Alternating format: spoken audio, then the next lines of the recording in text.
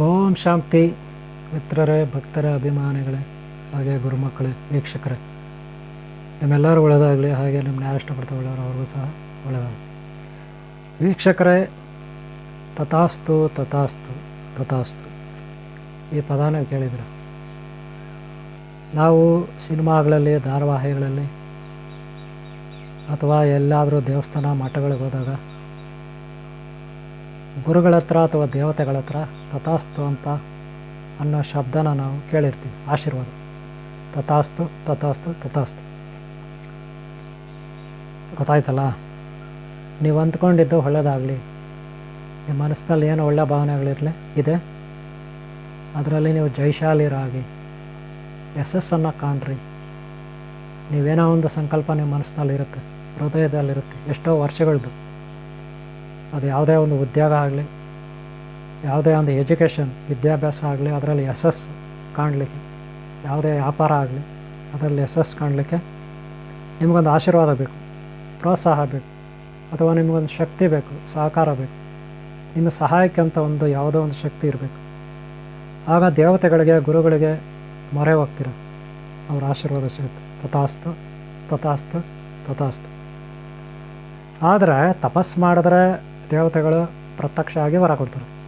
ಮಠಕ್ಕೆ ದೇವಸ್ಥಾನಕ್ಕೆ ಹೋದರೆ ಅಲ್ಲಿ ಮಠದಲ್ಲಿ ಗುರುಗಳು, ಈ ಕಡೆ ದೇವಸ್ಥಾನದಲ್ಲಿ ಅರ್ಚಕರು, ಪೂಜಾರಿ, ಅವರ ಆಶೀರ್ವಾದ ಸಿಗುತ್ತೆ. ಮನೆಯಲ್ಲೇ ತಂದೆ ತಾಯಿ ಆಶೀರ್ವಾದ ಸಿಗುತ್ತೆ, ಅಥವಾ ದೊಡ್ಡವರು ಯಾರು. ಆದರೆ ತಪಸ್ಸೇ ಮಾಡ್ದಿರ, ದೇವಸ್ಥಾನಕ್ಕೆ ಹೋಗ್ದಿರ, ಮಠಕ್ಕೆ ಹೋಗ್ದಿರ ಆಶೀರ್ವಾದ ಹೆಂಗೆ ಪಡೆಯೋದು? ತಥಾಸ್ತು ಅಂತ ಅನ್ಸ್ಕೊಳ್ಳೋದು ಹೇಗೆ? ಇದೊಂದು ಪ್ರಶ್ನೆ ಬರುತ್ತೆ. ಇನ್ನು ಕೆಲವರಿಗೆ ಅಪಶಕುನ, ಶಕುನ, ಶಕುನ ಅಪಶಕುನ.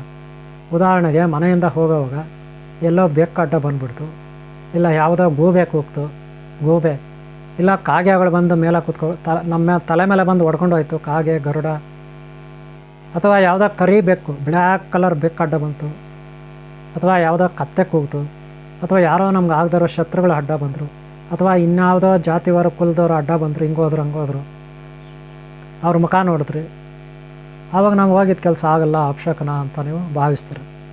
ಏನೋ ಒಂದು ನಿಮಗೆ ಅಪಶಕನ ಅಂತ ಅನಿಸ್ಕೊಂಡಾಗ, ಕಂಡು ಬಂದಾಗ, ಅಥವಾ ದೊಡ್ಡವರು ಹೇಳ್ತಾರೆ, ಅಕ್ಕಪಕ್ಕ ಇರೋರು ಹೇಳ್ತಾರೆ, ಅಪಶಕನ ಆಯಿತು, ಹೋಗಬೇಡ, ಹೋಗಿದ್ದ ಕೆಲಸ ಆಗಲ್ಲ, ಇವತ್ತು ಟೈಮ್ ಸರಿಯಿಲ್ಲ, ಅವನು ಯಾರೋ ದರಿದ್ರ ಬಂದ್ಬಿಟ್ಟು ಅವ್ನ ಮುಖ ತೋರಿಸ್ತಾ, ಇವಳು ಯಾರೋ ಬಂದುಬಿಟ್ಲು ದರಿದ್ರ ಮುಖ ತೋರಿಸ್ಬಿಟ್ಲು, ಅದ್ಯಾವುದೋ ಪ್ರಾಣಿ ಕೂಗ್ತು, ಅದ್ಯಾವುದೋ ಕಪ್ಪು ಬೆಕ್ಕು ಅಡ್ಡ ಬಂತು, ಇತ್ಯಾದಿ ಇತ್ಯಾದಿ ಅಪಶಕನ ಅಂತ.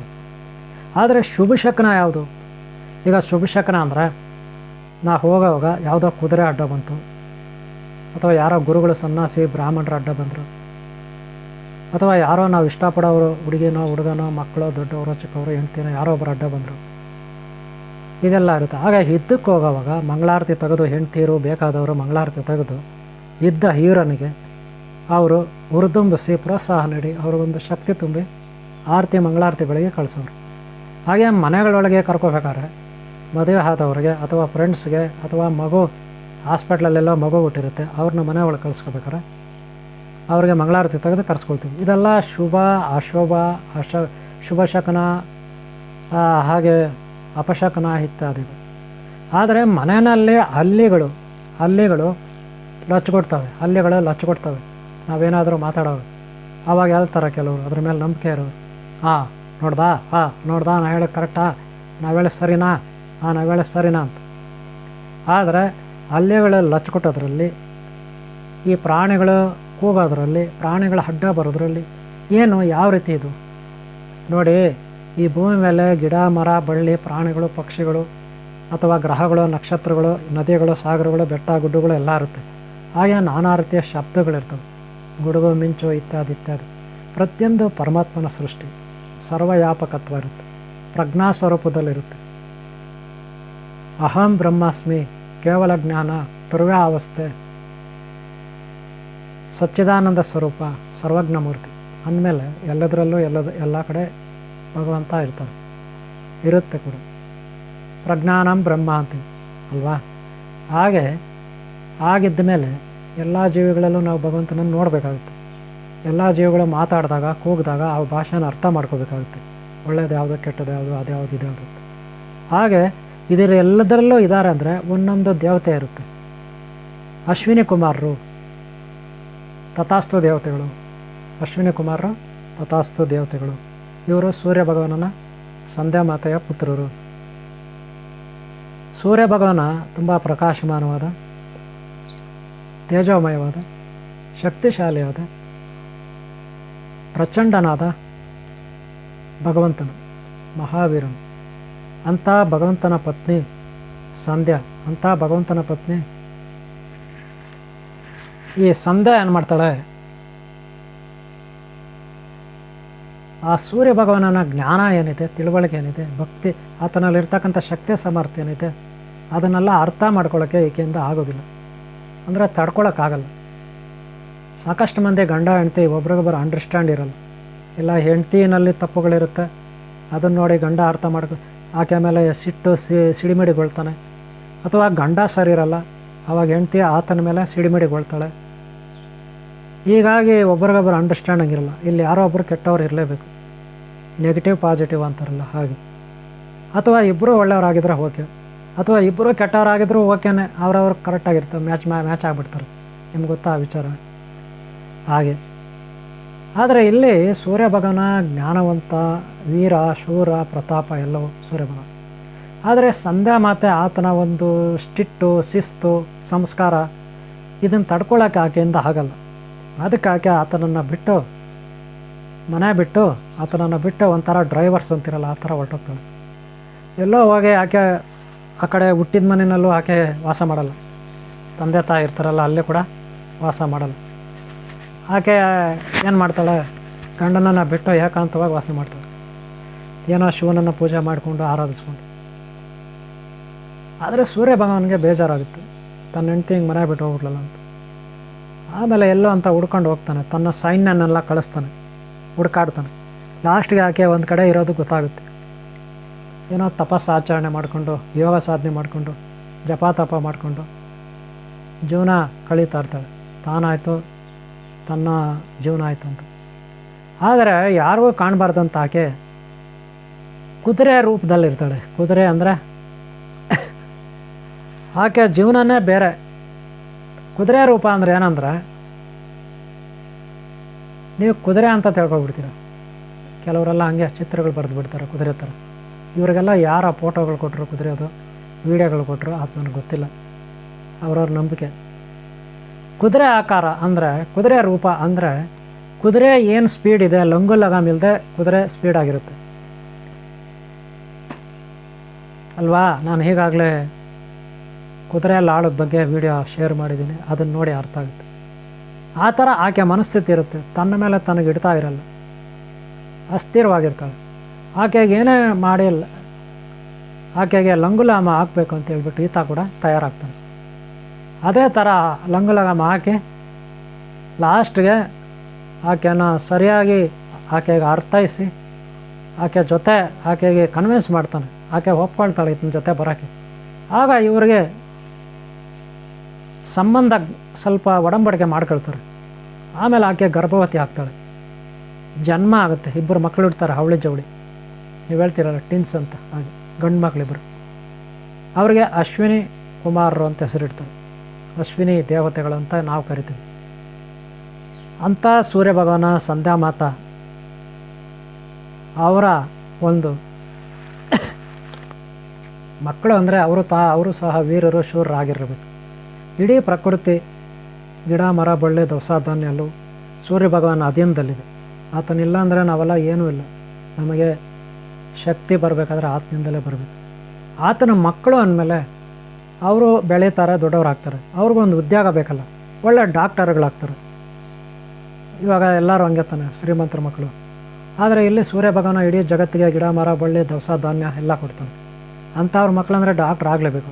ಅವರಿಬ್ಬರು ಒಳ್ಳೆ ವೈದ್ಯರಾಗ್ತಾರೆ, ಆಯುರ್ವೇದಿಕ್ ವೈದ್ಯರು ಅಂತಾರಲ್ಲ ಹಾಗೆ. ಇಡೀ ದೇವಲೋಕದಲ್ಲಿ ದೇವತೆಗಳಿರ್ತಾರೆ, ಅವ್ರಿಗೆಲ್ಲ ವೈದ್ಯರು.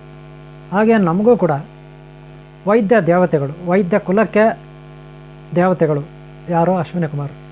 ಅವ್ರು ಏನಪ್ಪ ಕೆಲಸ ಅಂದರೆ, ಬೆಳಗ್ಗೆ ಹೇಳ್ತಾರೆ 4 ಗಂಟೆಗೆ ಎದ್ಬಿಟ್ಟು ತಮ್ಮದೇ ಆದ ಒಂದು ಕುದುರೆ, ಇದು ರಥ ಇರುತ್ತೆ, ರಥದಲ್ಲಿ ಅವರಿಬ್ಬರು ಸಾಕ್ತಾರೆ. ಅವರು ಹೋಗ್ತಾರೆ, ಸಂಜೆ ಆಗುತ್ತೆ. ಸಂಜೆ ಆದಮೇಲೆ ಪೂರ್ವದಲ್ಲಿ ಅವರು ಪ್ರಾರಂಭ ಮಾಡಿ ಪಶ್ಚಿಮದಲ್ಲಿ ಅವರು ಎಂಡ್ ಆಗ್ತದೆ ಅವ್ರ ಪ್ರಯಾಣ. ದಿನನಿತ್ಯ ಅವ್ರ ಡ್ಯೂಟಿ ಅವ್ರು ಮಾಡ್ತಾರೆ. ಅವ್ರ ಡ್ಯೂಟಿ ಏನಪ್ಪ ಅಂದರೆ ಎಲ್ಲೆಲ್ಲಿ ದೇವಸ್ಥಾನಗಳಲ್ಲಿ, ಎಲ್ಲೆಲ್ಲಿ ಮಠಗಳಲ್ಲಿ, ಎಲ್ಲೆಲ್ಲಿ ಮನೆಗಳಲ್ಲಿ ಪೂಜೆ, ಅರ್ಚನೆ, ಹೋಮ, ಯಜ್ಞ ಯಾಗಾದಿಗಳು ಮಾಡ್ತಾರೆ, ದಾನ ಧರ್ಮ ಮಾಡ್ತಾರೆ, ಅಲ್ಲಿ ಹೋಗ್ತಾರೆ. ಅಲ್ಲಿ ಯಾರು ಒಳ್ಳೆಯವರು ಇರ್ತಾರೆ ಅವರಿಗೆ ಆಶೀರ್ವಾದ ಮಾಡ್ತಾರೆ. ಈಗ ಹೋಮ ಮಾಡಿದ ಮೇಲೆ ನಿಮ್ಮ ಸಂಕಲ್ಪ ಮಾಡ್ಕೊಳ್ಳಿ ಅಂತ ಅಲ್ಲಿ ಹೋಮ ಮಾಡ್ದ ಋತ್ವಿಜರು ಹೇಳ್ತಾರೆ ನಿಮಗೆ. ಅವಾಗ ನೀವೇನೋ ಒಂದು ಒಳ್ಳೆಯ ಸಂಕಲ್ಪ ಮಾಡ್ಕೋಬೇಕು, ಕಣ್ಣು ಮುಚ್ಚಿ ನಮಸ್ಕಾರ ಮಾಡಬೇಕು ಹೋಮ ಕುಂಡಕ್ಕೆ. ಅಂಥ ಟೈಮಲ್ಲಿ ಯಾರು ಆಶೀರ್ವಾದ ಮಾಡ್ತಾರೆ? ಈ ಅಶ್ವಿನಿ ದೇವತೆಗಳು ನಿಮಗೆ ತಥಾಸ್ತು ತಥಾಸ್ತು ತಥಾಸ್ತು ಅಂತೇಳಿ ಆಶೀರ್ವಾದ ಮಾಡಿ ಅಲ್ಲಿಂದ ಮುಂದಕ್ಕೆ ಹೋಗ್ತಾರೆ. ಹಾಗೆ ಎಲ್ಲೆಲ್ಲಿ ದೇವಸ್ಥಾನ, ಎಲ್ಲೆಲ್ಲಿ ಮಠ, ಯಾರ್ಯಾರ್ದು ಮನೆ, ಅಲ್ಲೆಲ್ಲ ಅವ್ರು ಆಶೀರ್ವಾದ ಮಾಡ್ತಾರೆ. ಇದರಲ್ಲಿ ಬಹಳ ಮುಖ್ಯವಾದ ಸಮಯ ಅಂದರೆ ಸಂಜೆ 6 ಗಂಟೆಗೆ. ಇನ್ನೇನು ಸೂರ್ಯಾಸ್ತ ಆಗಿದೆ, ಸೂರ್ಯಾಸ್ತ ಆಗ್ತಾನೆ ಆಗಿದೆ. ಆ ಟೈಮಲ್ಲಿ ಮನೆಯಲ್ಲಿ ಒಂದು ದೀಪ ಹಚ್ಚಿ, ಊದ್ಕಡ್ಡಿ ಹಚ್ಚಿ ಪ್ರಾರ್ಥನೆ ಮಾಡಿದ್ರೆ, ಒಂದು 10 ನಿಮಿಷ ಧ್ಯಾನ ಮಾಡಿದ್ರೆ ಅವ್ರು ಏನು ಅವಾಗ ಸಂಕಲ್ಪ ಮಾಡ್ಕೊತಾರೆ, ದಾರಿದ್ರ್ಯ ನಿವಾರಣೆ ಆಗಬೇಕಾ, ಮಕ್ಕಳಾಗಬೇಕಾ, ಮದುವೆ ಆಗಬೇಕಾ, ಸಾಲಗಳ ಬಾಧೆಯಿಂದ ಮುಕ್ತರಾಗಬೇಕಾ, ಶತ್ರುಗಳ ಬಾಧೆಯಿಂದ ಮುಕ್ತರಾಗಬೇಕಾ, ಅಥವಾ ಜೀವನದಲ್ಲಿ ಅಭಿವೃದ್ಧಿ ಆಗಬೇಕಾ, ನಾವು ಸಂಕಲ್ಪ ಮಾಡಿಕೊಂಡ್ರೆ ಯಾವಾಗ ಸಂಜೆ ಹೊತ್ತು 6 ಗಂಟೆಗೆ ದೀಪ ಹಚ್ಚಿ, ಊದ್ಕಡ್ಡೆ ಹಚ್ಚಿ ಕೂತ್ಕೊಂಡು ಒಂದು 10-15 ನಿಮಿಷ ಧ್ಯಾನ ಮಾಡಿ ಸಂಕಲ್ಪ ಮಾಡ್ಕೋಬೇಕು 6 ಗಂಟೆಗೆ ಸರಿಯಾಗಿ. ಆಗ ಈ ಅಶ್ವಿನಿ ದೇವತೆಗಳು ನಮ್ಮ ಮನಸ್ಸಿನಲ್ಲಿರೋದು ಅವ್ರಿಗೆ ಗೊತ್ತಾಗುತ್ತೆ. ಅವರು ತಥಾಸ್ತು ತಥಾಸ್ತು ತಥಾಸ್ತು ಅಂತ ಆಶೀರ್ವಾದ ಮಾಡ್ತಾರೆ. ಹಾಗೇನಾದರೂ ಅವರ ದೃಷ್ಟಿಗೆ ನಾವು ಬಿದ್ದರೆ, ಅವರ ಆಶೀರ್ವಾದ ಮಾಡಿದ್ರೆ ಖಂಡಿತ ಸ್ವಲ್ಪ ಕಾಲಮಾನದಲ್ಲಿ ನಮ್ಮ ಆಸೆಗಳು, ನಮ್ಮ ಸಂಕಲ್ಪಗಳು ಖಂಡಿತ ಒಳ್ಳೆಯ ಫಲಿತಾಂಶದೊಂದಿಗೆ ಯಶಸ್ಸು ಜಯವನ್ನು ನಾವು ಕಾಣ್ತೀವಿ. ಈ ಸಮಾಜದಲ್ಲಿ ನಮಗೊಂದು ಒಳ್ಳೆಯ ಹೆಸರು ಬರುತ್ತೆ. ಅಂದರೆ ರೋಗಗಳ ಬಾಧೆಯಿಂದ ನಿವಾರಣೆ ಆಗ್ತೀವಿ ನಾವು, ಶತ್ರುಗಳ ಬಾಧೆಯಿಂದ ಮುಕ್ತರಾಗ್ತೀರಿ, ದಾರಿದ್ರ್ಯದಿಂದ ಮುಕ್ತರಾಗ್ತೀರಿ, ಕಷ್ಟ ಸಮಸ್ಯೆಗಳಿಂದ ಮುಕ್ತರಾಗ್ತೀರಿ, ಅಭಿವೃದ್ಧಿ ಹೊಂದಿರ್ತೀರಿ. ಸಮಾಜದಲ್ಲಿ ನಾವು ಒಂದು ತಲೆ ಎತ್ಕೊಂಡು ನಿಲ್ತೀವಿ. ಇದು ಅಶ್ವಿನಿ ದೇವತೆಗಳ ಆಶೀರ್ವಾದದಿಂದ ನಮಗೆ ಸಿಗುತ್ತೆ. ಆದರೆ ಸಂಜೆ 6 ಗಂಟೆ ಮೇಲೆ ಭಾಳ ಸೂಕ್ತವಾದ ಸಮಯ, ಓಕೆನಾ? ಅದಕ್ಕೆ ದೀಪ ಹಚ್ಚಿ ಒಂದು 15 ನಿಮಿಷ ಧ್ಯಾನ ಮಾಡಬೇಕು. ನಮ್ಮ ಮನಸ್ಸಿನಲ್ಲಿ ಏನಿದೆ, ಏನು ಬೇಕು ನಮಗೆ ಅದನ್ನು ಸಂಕಲ್ಪ ಮಾಡ್ಕೋಬೇಕು. ಆದರೆ ಅವರು ನೇರವಾಗಿ ಬಂದು ತಥಾಸ್ತು ತಥಾಸ್ತು ಅಂತಾರ? ಖಂಡಿತ ಇಲ್ಲ. ಯಾವುದೋ ಒಂದು ಪಕ್ಷಿ, ಯಾವುದೋ ಒಂದು ಪ್ರಾಣಿ, ಅದಕ್ಕೆ ಉದಾಹರಣೆಗೆ ಮನೆಯಲ್ಲಿರುವ ಹಲ್ಲಿಗಳು ನಾವೇನಾದರೂ ಆಲೋಚನೆ ಮಾಡಿ ತೀರ್ಮಾನ ತಗೋಬೇಕು ಅಂತ ಇರೋವಾಗ ಅವಾಗೂ ತಥಾಸ್ತು ಅಂತವೆ. ಅದೇ ನಮಗೆ ಈ ಕೆಲಸ ಆಗುತ್ತಾ ಇಲ್ವ ಅಂತ ನಾವು ಸಂಕಲ್ಪ ಮಾಡಿದಾಗ ಅವಾಗೂ ಲಚ್ಚಿಬಿಡ್ತವೆ. ನಾವು ಏನೇ ಯೋಚನೆ ಮಾಡಿದಾಗ ಅವು ಲಚ್ಚಿಬಿಡ್ತವೆ. ಅದರ ಅರ್ಥ ತಥಾಸ್ತು ತಥಾಸ್ತು, ಹೌದು ಆಗುತ್ತೆ. ಈ ರೀತಿ ನಾವು 3 ರೀತಿಯಲ್ಲಿ ಅರ್ಥ ಮಾಡ್ಕೋಬೇಕು. ಏನು ಹೇಳಿದೆ?